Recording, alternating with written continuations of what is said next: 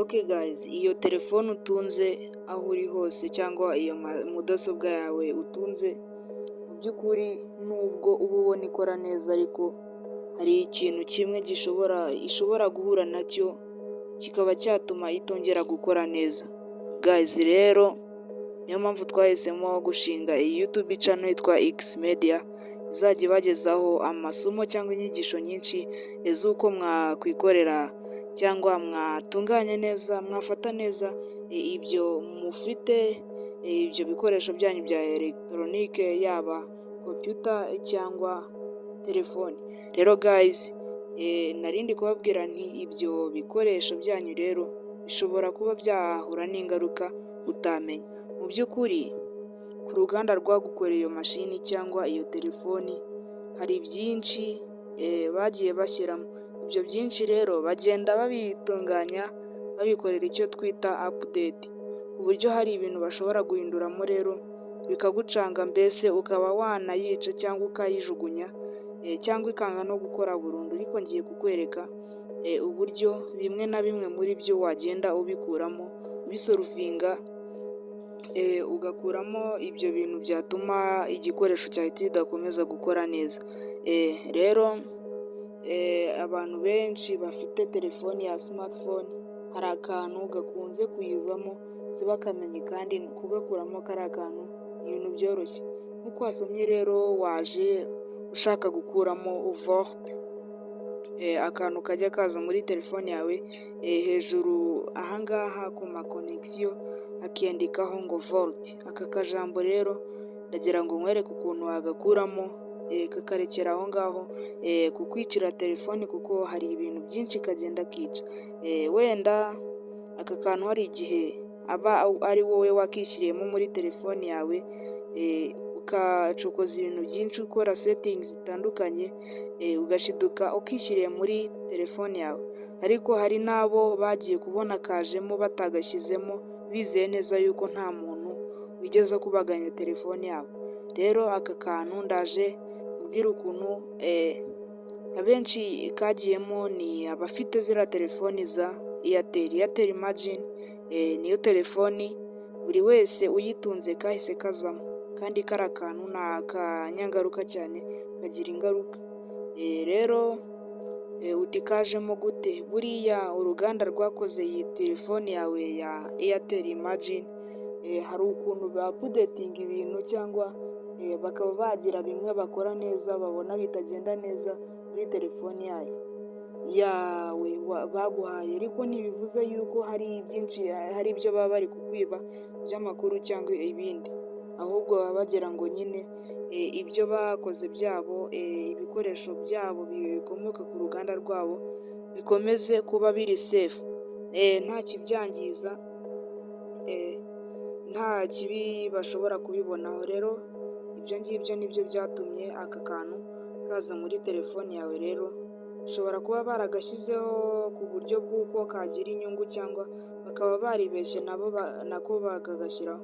Rero ndaje nkwereke uko wagakuramo, dore ko kagira ingaruka nyinshi muri telefoni yawe. Hari igihe uhamagara umuntu aho kugira ngo akwitabe, ukajya kumva habanje gushira akanya telefoni itegereje. Rero aka kantu mu by'ukuri kagira ingaruka muri connection. Hari igihe ukoresha internet ukabona irahagazeho gatoya, kandi ahantu uri ari ahantu hafite signal strength, ari ahantu heza cyane, ariko ukabona telefoni yawe irahagaze. Rero aka kantu gashobora kuba wenda baragashyizemo kuko hari umumaro kagira, ariko njye mbona muri telefoni ya muntu hari byinshi kaba kangizamo. Rero ndagira ngo nkwereke ukuntu wagakuramo muri telefoni yawe, kandi ni uburyo bworoshye ukoresheje settings. Ndagira ngo rero mbanze nakira abantu bashya kuri iyi YouTube channel yitwa X Media. Ndagira ngo nkubwire ko niba ubu ngubu ari bwo bwa mbere urebye ikiganiro cyacu cyangwa video yacu, ukaba utari wakora subscribe, banza urebaho munsi ya title ya video aho handitse ngo subscribe, uhakande.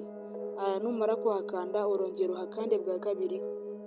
Ibyo ngibyo biratuma urahakanda bwa kabiri uhitemo ijambo all, or rezoning byose. Ubwo ni ukuvuga ngo video zose tuzajya twaploadinga ahangaha kuri YouTube zivuye hano kuri Xmedia zizajya zihita zikugeraho 5/5. Rero ikintu dukora ni ibi twiberamo byo kwigisha ikoranabuhanga, ko waribyaza umusaruro, ko warikoresha neza.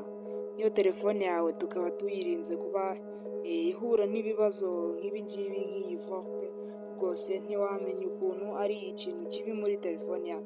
Rero icyo usabwa ni ugukora subscribe, aho ngaho handitse ijambo subscribe mu ibara ry'umukara, urahabona, urahakanda rimwe, wongere uhakanda inshuro ya kabiri, ufungure inzogera, uzajya wakira notification za video zacu. Ikindi kandi twagusaba ni ugukanda like kuri iyi video kugira ngo ni mu rwego rwo kuduteza imbere, mbese ni ku nyungu zacu, mbese unatwandikire muri komenti igitekerezo cyawe, mbese tubahaye rugari buri kimwe cyose wifuza ko twaza gukoreraho video tugusobanurira.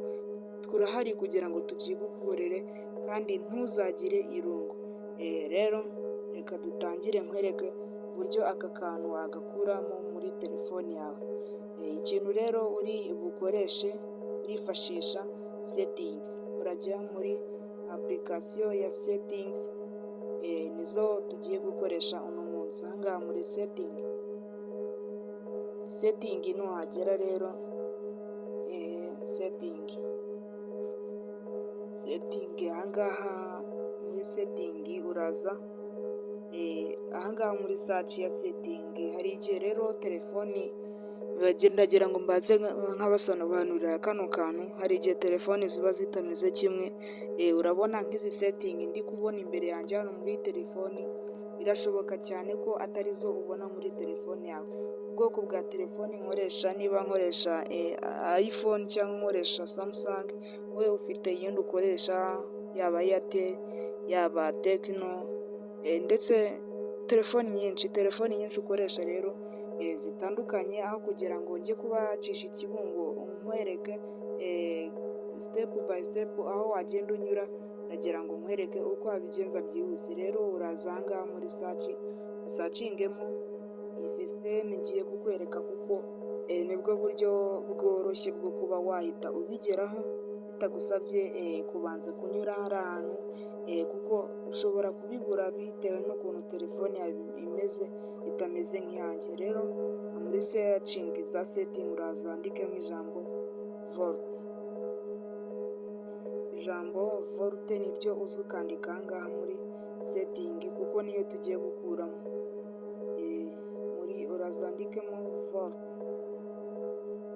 bisanzwe. Urabona aha hejuru rwose bahise bayiduha, dore ngiyi aha kuri volt. Rero uraza wemezeho, utegereza akanya gatoya, barahita bayikwereka, dore ngiyi hasi volt. Ahangaha handitse ngo use LTE services to improve your voice and another communication recommended. Aka kantu rero urabona yuko bari kukubwira ibintu bijyanye na gukoresha amajwi. Urabona harimo voice, nyine bari kukubwira yuko uburyo bwo gukoresha amajwi ari byo iyi volt yagufasha. Tayari rero ubungubu hari volt twahabonye, twamenye ikibazo ahantu giherereye. Urabona yuko aka kantu ka volt karafunguye mu by'ukuri. Rero kuba gafunguye nibyo bituma iyi telefone yawe ishobora kugira ikibazo ishobora kugira kiriya kibazo cyo mu guhamagara na communication muri internet. Rero aha hantu handitse volt, ikintu uzakora uzaza, urabona aka kabolo karafunguye, kano kabuto akangaka hano imbere kuri volt karafunguye. Rero uzaza ugafunge, dore buno karafunguye, ushobora kugafunga. Ariko ikibazo muri ibyo byose harimo, urabona turi kugafunga hano hasi, bagahita batubwira bati can turn off volt when Wi-Fi calling enabled, please turn off Wi-Fi calling. Ngo bishoboka rero yuko wafunga aka kantu ka volt ari uko uhamagaza Wi-Fi calling. Ndakeka narabibigishije mu muri videwo yatambutse uko wahamagara ukoresheje wifi, bikaba bimwe mu byatuma interinete yawe ubona amayinite, ugatandukana no kugura amayinite cyane. Rero aka kantu bati bishobora gufungika, Volte ushobora kuyifunga ari uko wabanje gufunga wifi calling. Wifi calling ndagira ngo ndakeka nuzamura hano hasi gutya, ukazamura nyine uri hano muri iyi chamber ya setting, urahita iyi chamber setting yo gufunga Volte, urabona aha hasi hari ahantu handitse ngo wifi calling, aka kajambo wifi calling rero urabona hano irafunguye. Ninjye wayifunguye igihe nabigishaga bwa buryo bwo gukoresha wifi uhamagara.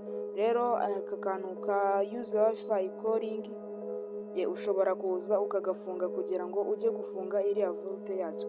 Rero hari igihe byaba bitanakoroheye kugira ngo ahangaha ngo use wifi calling ube wahagera. Ngiye kukwereka uko wabigenza, naho waza wasacingamo uti use wifi